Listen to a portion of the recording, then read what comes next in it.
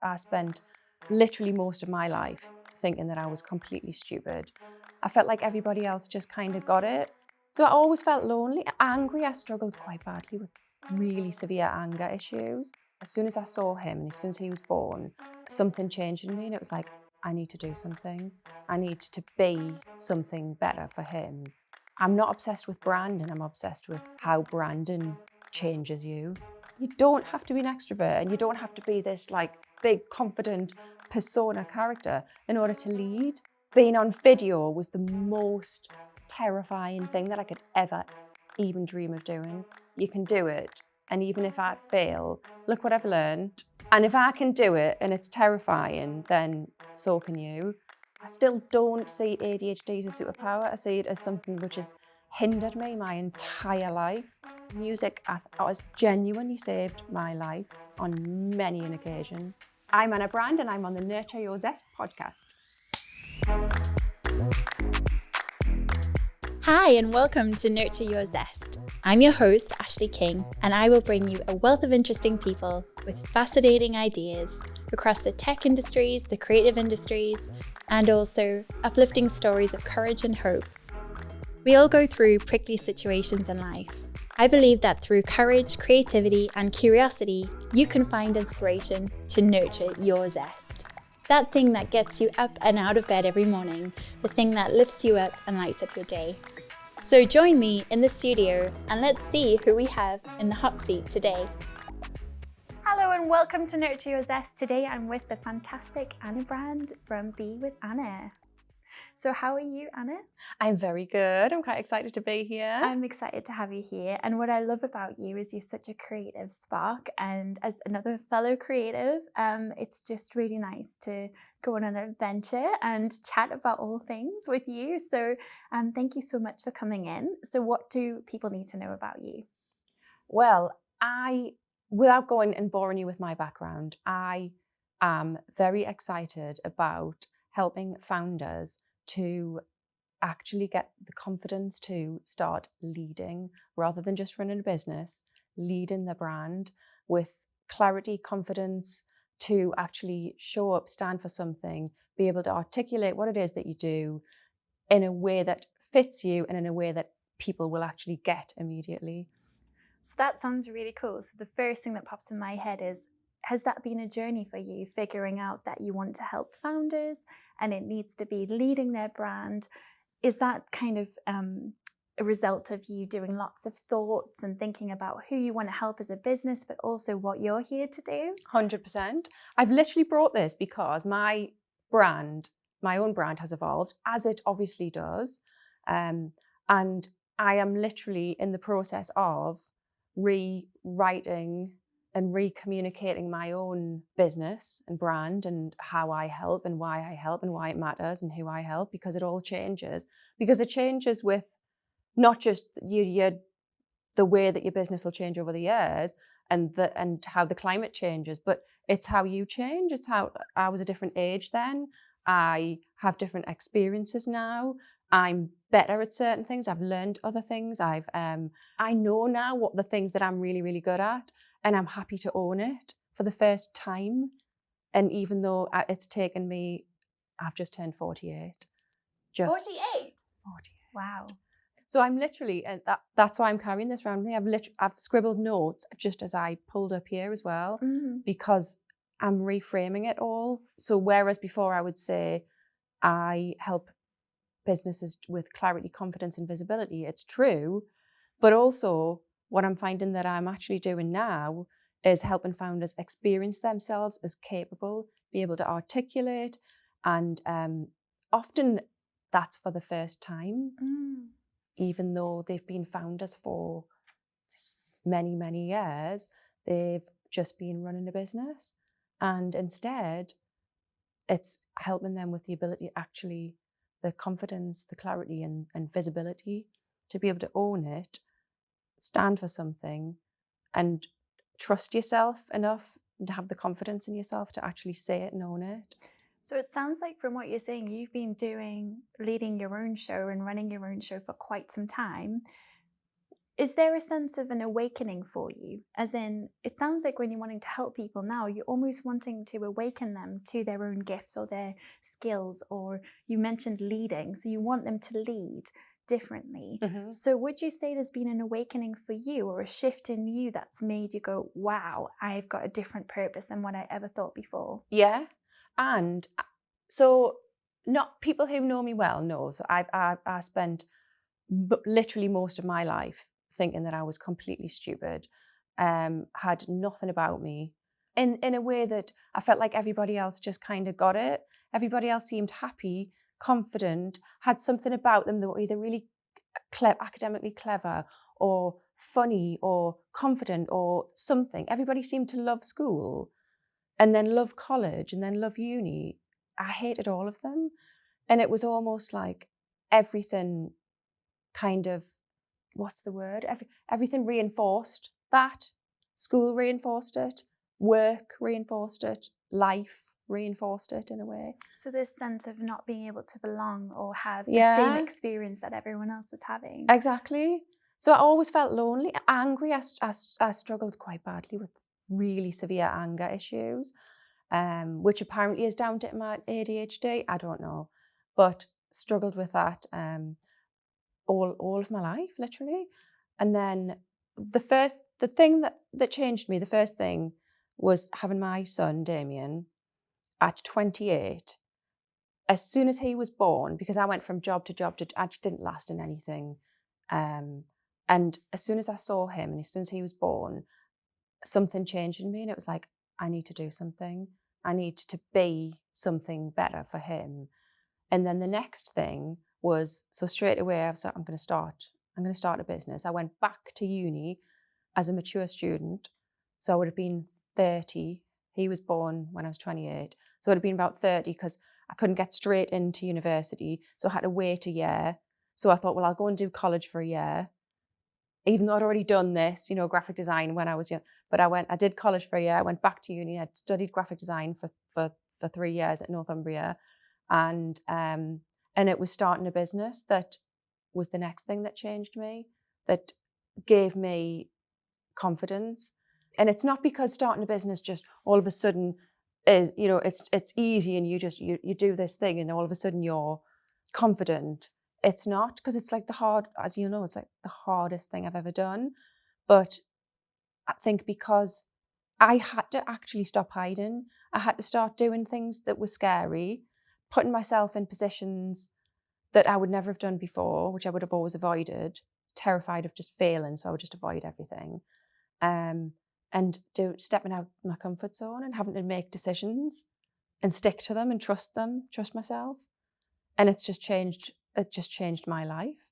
Like business has doing this and then finding the thing that really matters and makes a difference. It's like, I'm not obsessed with branding, I'm obsessed with how branding changes you.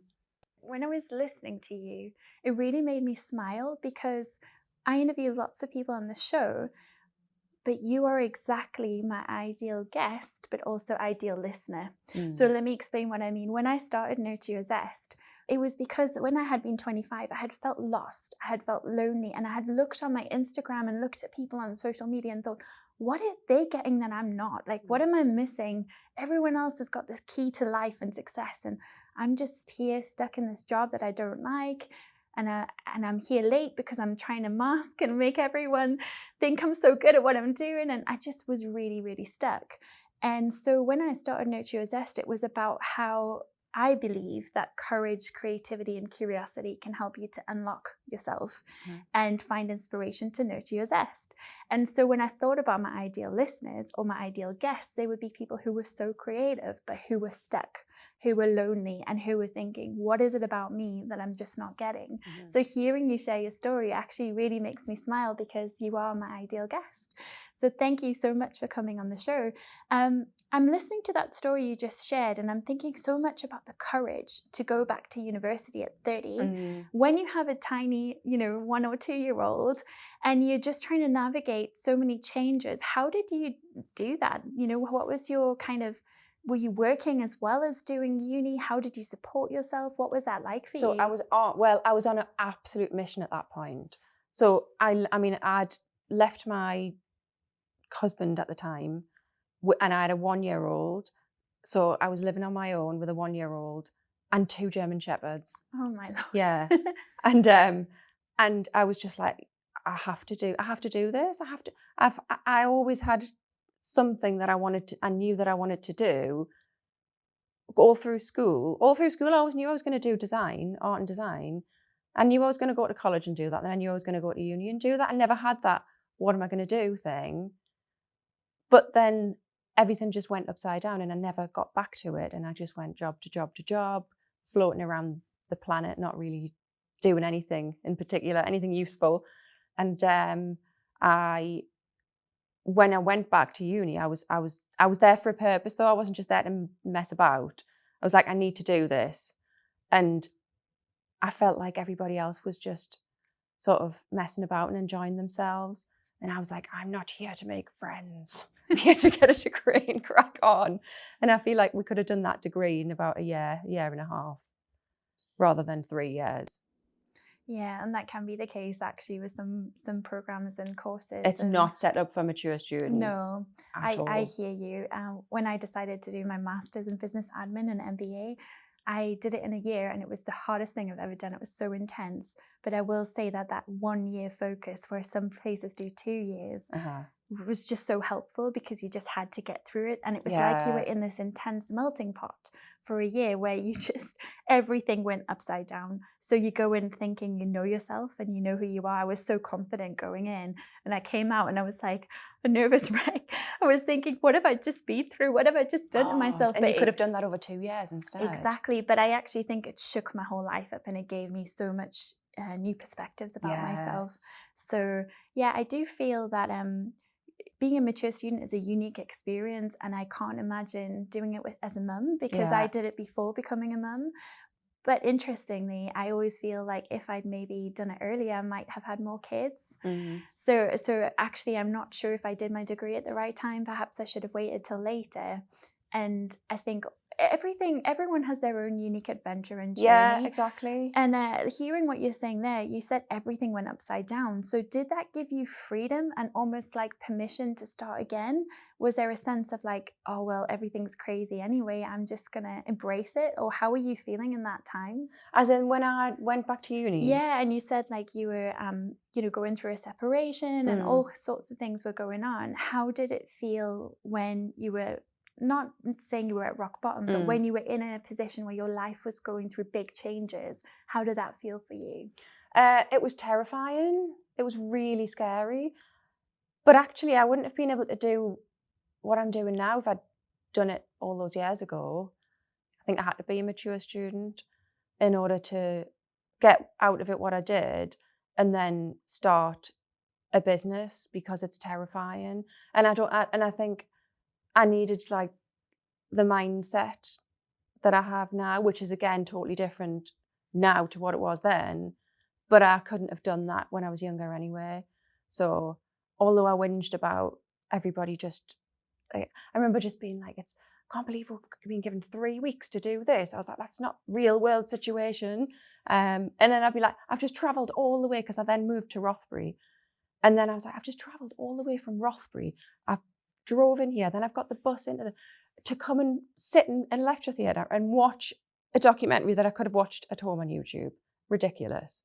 Furious. I remember feeling similar when I was in a class and the lecturer came in and assigned us a podcast to listen to. So they played a podcast for us to listen to while we were studying. And this isn't when I did my MBA, it was when I was doing leadership and management undergrad. And I was so cross because we could have listened to that at home. And it was really so the marker could do her marking. And I just thought that was so infuriating. Complete waste of time. It is. So you know what I will say is I'm really excited about the shakeup going on in higher education.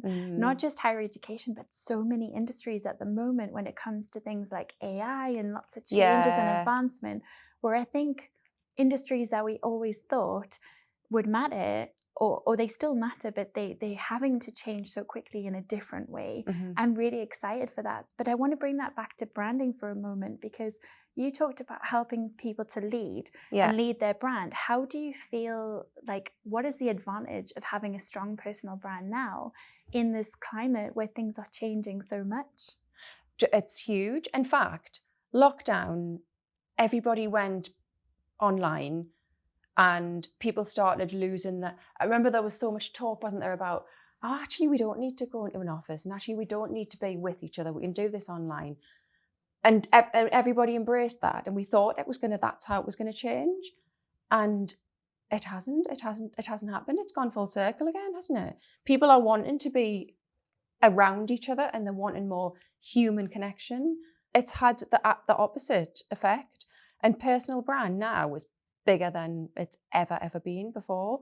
But also the whole being a leader and leading your brand and having that confidence it doesn't mean that you have to actually be the face of your brand either. It means that you can still lead a brand and have something that you hook everything onto, you know, some purpose, some meaning, something that gets other people, when they come into contact with it, thinking, wow, they really get me. Wow, that's for me. You don't have to be the face of your business in order to do that. You just have to know what it is and be able to curate it and control it and have that clarity enough so that you can put it across and explain it and articulate it verbally, visually, in written word, and all of those things. You can do that behind the scenes and lead it in that way. You don't have to be the face of your brand. But if you are the face of your brand, the same concepts apply to you as they do to the actual business. It's the same thing, the same type of clarity, the same type of confidence, the same laws of branding apply to a person as they do to a product or to a service. And also being the face of your brand doesn't mean that you have to show up like Elton John. You don't have, do you know what I mean? You don't have to have something wacky. And another thing that I see, I'm waffling because I'm excited though. I don't think you're waffling. I think it's fantastic. Please tell us what you were going to say about Elton John. I think that too many founders, and I'm seeing too many founders who are brilliant at what they do, and they've got really good ideas, or they've got a good service or a good product, and they're brilliant, but they're too scared to show up, or they're too scared to put themselves out there, because it's like they think that you have to be like an Elton John type persona, or you have to be like your stereotypical like a masculine leader, like a tech bro type. Exactly. Yeah. Or you have to be your stereotypical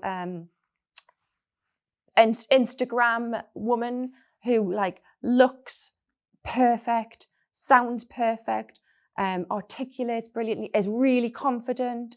You know, it's that whole like you've got to look a certain way. No, you don't. You've got to be an extrovert. No, you don't. So you don't have to be an extrovert, and you don't have to be this like big confident kind of persona character in order to lead.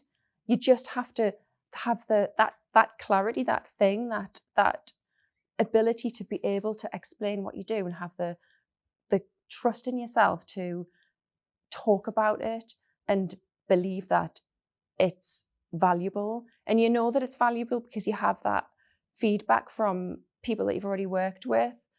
And the whole imposter syndrome, I'm really fascinated by that, because we all have it. I have it all the time, and I'm not saying that you can ever get rid of it. But if you stop BSing about things, you don't have as much imposter syndrome. If you're talking about something from a lived experience point of view, from the feedback that you've genuinely had from people, you don't need to be worried about people thinking that you can't do it, or not having the confidence to say it, because it's real. It's come from a place of experience and a place of realness and truth. I think that's a really good point, because people all the time get afraid to communicate and express themselves. And I do as well, because I worry all the time about what if you platform someone and then they're not the right fit for you or your brand, or something happens later where you think, oh gosh, I've given this person an opportunity and look what they've done. And, I think a lot of the time, when it comes to how we express ourselves, especially as women, we do get more afraid. And the thing is, when you know what you're talking about, in the sense of you have a purpose, you have values, you have a mission, it becomes much easier to communicate, because it always pulls back to that. But also, as another guest said on this season, where you are today, we're constantly evolving, we're growing, and our message can change at any point. Exactly. Because we're evolving as humans, so we're not going to be the same tomorrow. I do find imposter syndrome a really intriguing topic, because some people don't believe it exists. And then I think, well, is that privilege to have gone through that experience to never experience that? So many people do experience it and do feel it. And perhaps those feelings are maybe by a different name for them. Yeah. So you mentioned that you're 48, and one of the things you also mentioned about is you're just done with doing certain things. You're leaving certain stuff behind. You know what you want to do. You know what your purpose is, and you figured that out. And I'm just curious, because we know that a lot of women aged 40 to 60 particularly are experiencing something called the invisible phenomenon. And What's that? So that is where women in this age group feel invisible. And I see this all the time with clients, where they're like, I want to start a podcast, but I don't think anyone would listen, or I'm not good enough, or what would I talk about? And they've got such amazing ideas, and it could be anything from raising awareness about a really important topic, or it could be, speaking about something close to their heart or their business. It could be so many different reasons. And the reason that there's this invisible phenomenon is because women in that age group tend to be caring for young children or caring for older parents. Yeah. The career might be on hold, or they might not have children, but they might be taking the lion's share of the workload at home. So the invisible workload and mental load that a lot of women have in the household. They may be looking after pets. They may be doing all sorts of things. And so all of the above. And it's like, my dreams just don't deserve attention. Or if I spend my attention over here, how can I justify that? Because I should be doing all the chores before I get the chance to spend some time thinking about this dream I have. And so it's really sad, actually, to see that in our society. And that's a big group that I work with a lot. And so I wondered for yourself, when you've started your own podcast, I love it. It's so bold, it's so bright, it's so beautiful. And you've said yourself, you just give it a go. You just thought, I'm just going to do this. I'm just going to get in front of the camera and just start. Yeah. And I want to know, what helped you to do that when there's other people experiencing this invisible phenomenon? Listening to everything there, I think that possibly people are thinking too much about themselves. Obviously, you're going to think about yourself, but thinking too much about yourself. So I did it because I was trying to prove to other people something. So to me, being on video was the most terrifying thing that I could ever even dream of doing. Really? Terrifying. I can be around people, I can be in a room, I can be at a networking, I can, all of those things never bothered me. But to put a camera in front of me just was horrific. And yet I was telling other people that they needed to do that. And so I just thought, right, I'm just going to prove a point that you can do it. And even if I fail, look what I've learned. And if I can do it and it's terrifying, then so can you. And that's kind of how it started. And it was like, right, what are the things that have helped me to do it? And it was the people. So I had Ellie, who was, she was sort of there asking me questions, so I didn't feel less alone. I had Neil, who was behind the camera, making me feel less alone. And it was like, look, it's just, we're doing it together. So I felt like I wasn't just doing it, we were doing it. And then I went down this whole sort of thinking around, it's just who you surround yourself with. You're not doing these things on your own, you're doing them with people. And if you have got something that you're good at or you know about, think about the other people, not yourself. Don't think like, oh, who am I to share that? Think, do you know other people are going to actually find this really interesting or helpful or resonate with it? Yeah, absolutely. And it's also when we shine a light on someone, or we talk about something, it actually gives other people permission to show up and be themselves as well. So I think that's really powerful. At the same time, I do think there is an issue in the industry sometimes where people are, you know, using their stories and maybe hurting themselves in the process, where maybe they're not ready to share something, or they haven't fully thought through what they're doing. Yeah. So I do love with your show, because it is challenging boundaries. It is, you know, ruffling feathers, as we would say here. Yeah. And it's great. It's great. So I have a bias here, and I know who my favorite guest is that you've interviewed, but I'm curious, like, who's been your favorite guest? God, you know what? And this is going to sound really cheesy, and I know it is, but every one of them's just been so different. And I've learned from every one of them too. That's really powerful. So what kind of things have you learned while doing it? So many things. So they've all taught me different things about how to talk more confidently, how to embrace things about myself that I don't particularly love. Each one of them, and I've written, because I've taken quotes from each and every one of them and had them printed, as you know, that's how much I've learned from them. I could literally write a book with all of the value and all of the learnings from each of my guests, because they're so brilliant. It is a popular thing to do, so you could really think about that. Take your podcast and turn it into a book. Lots of people there are ways to do that. Yeah. So definitely think about it.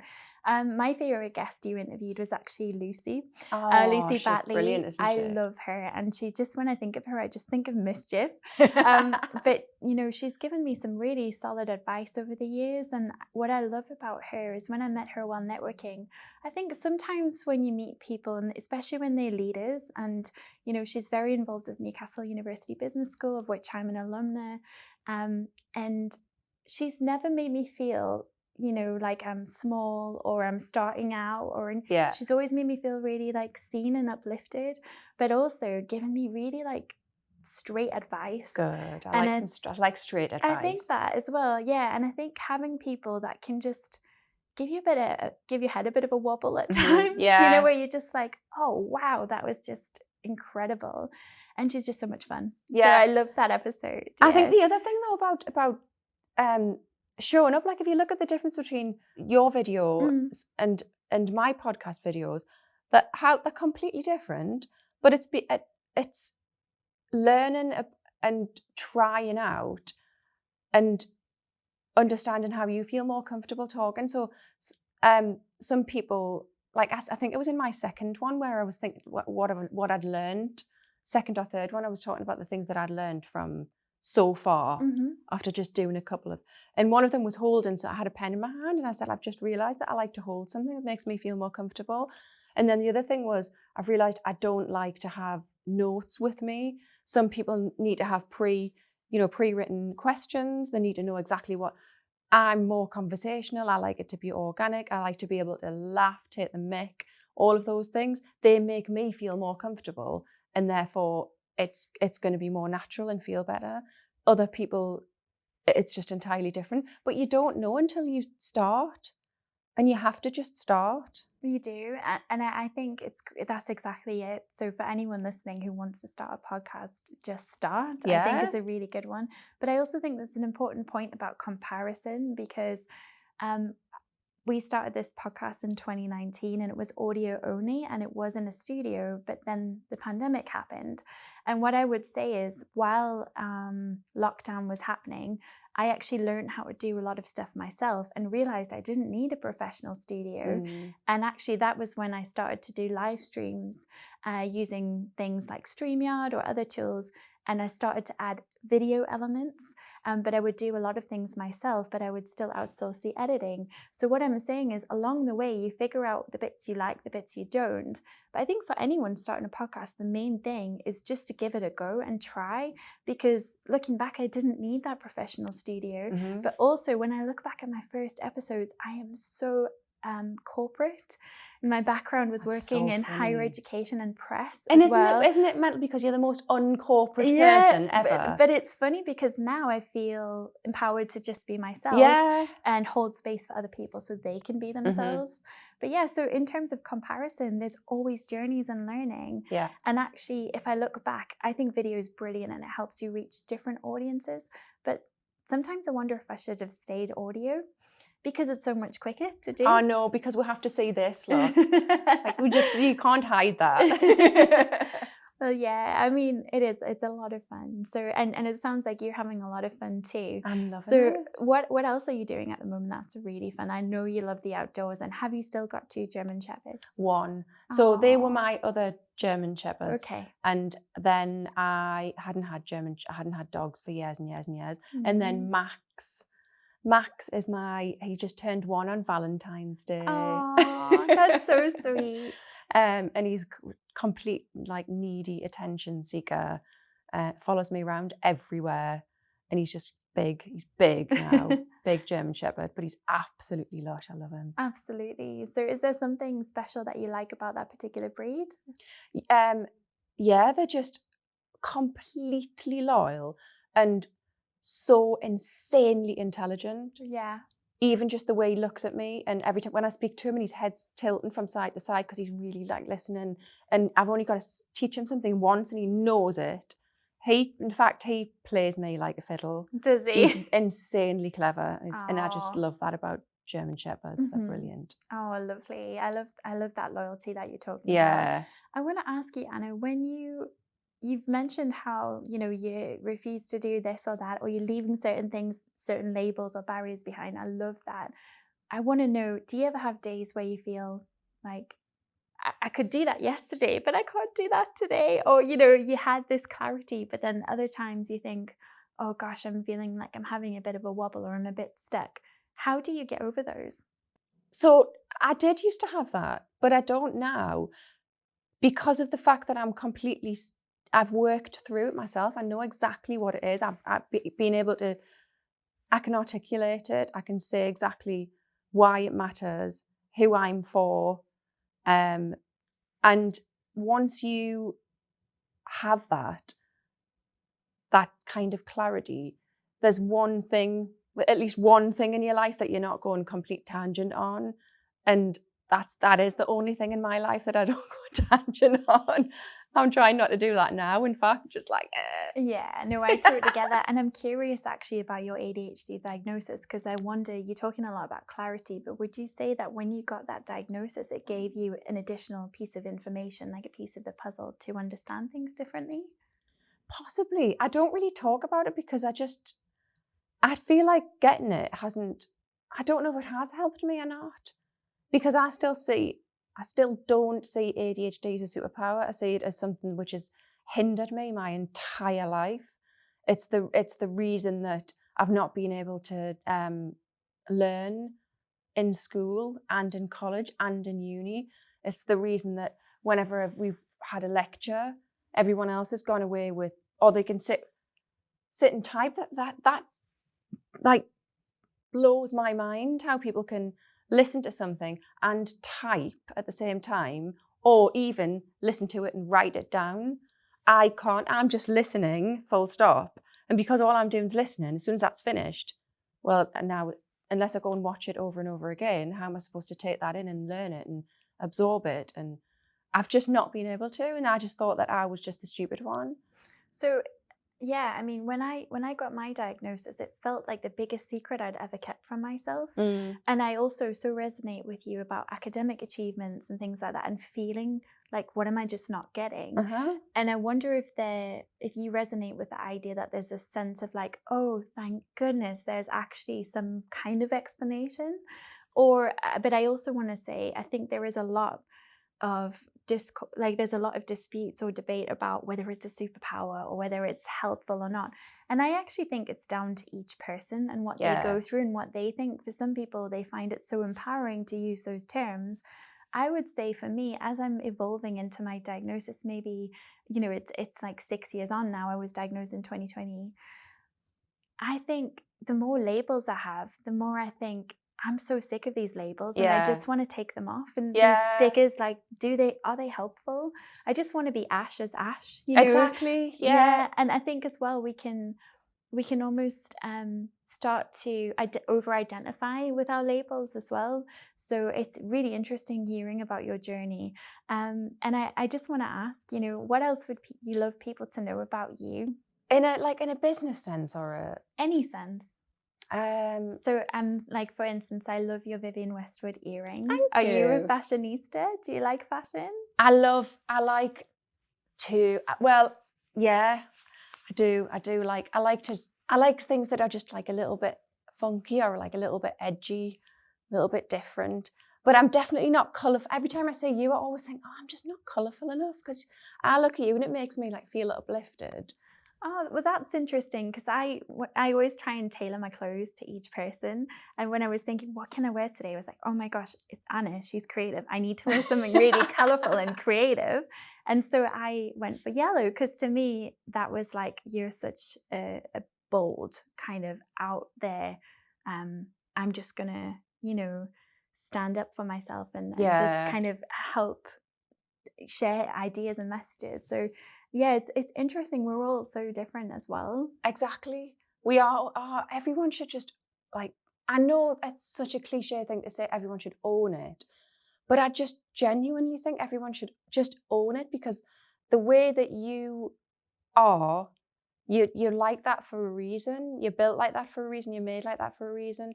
And it means that you're able to see things in a different way to what anybody else can. So the way that you teach, or let's just take a sports coach, for example. The way that you're able to coach somebody is completely different to the way somebody else can, to do with your background, your experience, the way you are, whether you have ADHD, whether you have autism, whatever, or whether you're complete, you know, black and white thinker, and your past experiences, you know, whether you had an issue with weight before, or whether it's just that, you know what, I'm very vain, I want to look amazing, but that's fine as well. That's what, so you know, when people say if you share the same values as a brand, that's when all it means is that you share the same life experiences potentially. So you might go to a sports coach because of the fact that they've lived the same past as you. They did have weight issues. They struggled with that. They had no confidence, and they've turned that around. And that's something that you relate to. So that's you sharing the same values as that brand, that business, that coach, in the same sense that if that coach didn't have any of those issues and they just genuinely were like, no, I'm just vain, I just want to look amazing, that's absolutely fine to be that. And that's what other people will relate to. They didn't have that past. They're just vain. And you know, vain's probably the wrong word. There's nothing wrong with wanting to look any particular way. They're just like, I just want to look like that. And they get me. That's sharing the same values. And I think that people need to understand that those values don't have to be, you know, those big brand values I have to like think about. They have to be really cool. They don't. Just be honest. Just be honest. And your honesty might just be, guys, I'm just want to look good. Who else just wants to look good for no other reason? Let's not pretend. Let's just be honest that we're just a little bit vain. People will completely relate to that. Mm-hmm. Like just own it. Just be honest. And if you're honest about that, then every time you show up and say to people, who else just wants to look amazing? Yeah, me. Right, let's cut the BS. I've done really well. You have done really well. Yeah. Let's cut the BS and just tell it how it is. Then you're just going to be able to show up with confidence and just talk about it with confidence. Imagine the content you would come up with if you knew that your thing was, I'm just going to own this. The content is easy, so just think on the spot now. You need to put some content together for social media. You know what it's going to be. You're going to be dissing or taking the mick out of people who don't want to admit the fact that, like, God, come on, who else just wants to own it and just like feel completely free that you're with a group of people who all feel the same. We've got no hidden agenda. This is what we're here for. It would just make it easier. I think as well, by being fun and having humor in your brand as well, you can attract people because they can just see that you are yourself. Exactly. And it definitely uplifts people. And and I think there is a real freedom when you are working for yourself to leave a lot of the corporate world and some of the maybe structures and boundaries behind. Exactly. Yeah. And that's what's so exciting now, is that the world that we live in now, and with social media and the ability to reach the entire world, you can literally make your brand about whatever you want it to be about. And you don't have to have some, like, I do have a backstory, but I've only just realized why my backstory relates to what I do. I've realized that why am I obsessed with branding? What is it about it? And it only just came to me. I was like, oh my God, it is. It's the confidence. It's because I didn't have that. And now I'm realizing it's just that I don't think in a linear way like other people do. And that's fine. And maybe superpower is not the right word, but maybe that is your point of difference or your magical thing that you bring. That's just a different experience than working with someone else. Yeah, exactly. Yeah, I love that. Well, there's one question I have to ask you. So what is your one word to nurture your zest? Music. Music. Okay. Yeah. What kind of music do you like? So my music is so varied. It's unbelievable. I mean, I'll listen to Bob Dylan, or I'll listen to David Bowie, or I'll listen to or I'm going to see Prodigy in May with all of my boys. Like me and my brother, we go to every single Prodigy gig. And now my son is finally old enough to be able to come to his first Prodigy gig with us. And my 12-year-old, he blasts out Prodigy all the time. He's dying to be old enough. So it's completely varied, but music has genuinely saved my life on many an occasion. I love that you've talked about a lot of eclectic kind of different artists there. I'm also a Prodigy fan and I've had some amazing times at Prodigy gigs. So we might have even been at the same ones before. Yes. Yeah. Perfect. Well, thank you so much for our chat today, Anna. It's been great talking to you. Thank you. I've had a great time. Thank you so much for listening to Nurture Your Zest today. If you're feeling extra kind, it would mean so much to me if you could share this episode with your friends or family or anyone who you think might feel inspired by this content. Liking, sharing, or interacting with our content is a great way to support us as content creators, and it helps us to bring interesting stories and more people to you. This podcast is a Flamingo Heights podcast studio production, and I've been your host, Ashleigh King. If you liked today's episode, follow the video on your screen now, or check out the link in your show notes to find similar content.